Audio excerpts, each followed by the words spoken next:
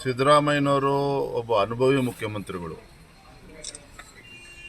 ಇಂಥ ಹಿರಿಯರಿಂದ, ಒಬ್ಬ ರಾಜ್ಯದ ಮುಖ್ಯಮಂತ್ರಿಗಳಿಂದ ರಾಷ್ಟ್ರಪತಿಗಳ ಬಗ್ಗೆ ಈ ರೀತಿ ಅಗೌರವವಾಗಿ ಉಲ್ಲೇಖವನ್ನು ಮಾಡ್ತಕ್ಕಂಥದ್ದು ನಿಜವಾಗ್ಲೂ ಕೂಡ ಯಾರೂ ಕೂಡ ನಿರೀಕ್ಷಣೆ ಮಾಡಿರಲಿಲ್ಲ.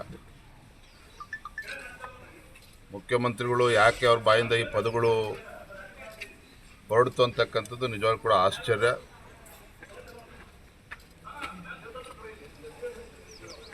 ಆ ರಾಷ್ಟ್ರಪತಿ ಸ್ಥಾನಕ್ಕೆ ಒಂದು ಅಗೌರವ ಬರೋ ರೀತಿಯಲ್ಲಿ ಮಾನ್ಯ ಮುಖ್ಯಮಂತ್ರಿಗಳು ಮಾತನಾಡಿರ್ತಕ್ಕಂಥದ್ದು ನಿಜವಾಗ್ಲೂ ಕೂಡ ಅಕ್ಷಮ್ಯ ಅಪರಾಧ. ಹೇಳಿ ಸರ್. ಅಲ್ಲ, ರಾಷ್ಟ್ರಪತಿ ಒಂದು ಕಡೆ ಆದರೂ ಒಂದು ಮಹಿಳೆ ಅನ್ನೋದಾದ್ರೂ ನೋಡ್ಬೇಕಲ್ಲ. ಇದು ಹಿಂದುಳಿದ ಇಲ್ಲ, ಎಲ್ಲೋ ಒಂದು ಕಡೆ ಮುಖ್ಯಮಂತ್ರಿಗಳು ಅಷ್ಟೇ ಅಲ್ಲ, ಕಾಂಗ್ರೆಸ್ ಪಕ್ಷದ ಮುಖಂಡರು ಎಲ್ಲೋ ಒಂದು ಕಡೆ ಆ ನೋವು ಕಾಡ್ತಾ ಇದೆ. ಅಂತ ಅತ್ಯುನ್ನತ ಸ್ಥಾನದಲ್ಲಿ ದಲಿತ ಮಹಿಳೆ ಅಷ್ಟು ದೊಡ್ಡ ಸ್ಥಾನದಲ್ಲಿ ಕೂತಿದ್ದಾರೆ ಅಂತ ಹೇಳಿದ್ರೆ ಅದನ್ನು ಸಹಿಸ್ಕೊಳ್ಳೋಕೆ ಆಗ್ತಾ ಇಲ್ಲ. ದಲಿತರ ಬಗ್ಗೆ ಗುತ್ತಿಗೆಯನ್ನು ತೆಗೆದುಕೊಂಡಿರ್ತಕ್ಕಂಥವ್ರು ಕಾಂಗ್ರೆಸ್ನವರೇ ಅಂತೇಳಿ ಅವರ ಭಾವನೆ.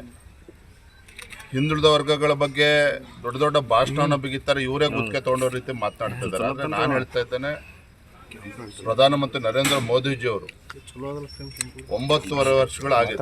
ಅವರ ನಡವಳಿಕೆ ನೀವು ಗಮನಿಸಿತ್ತು.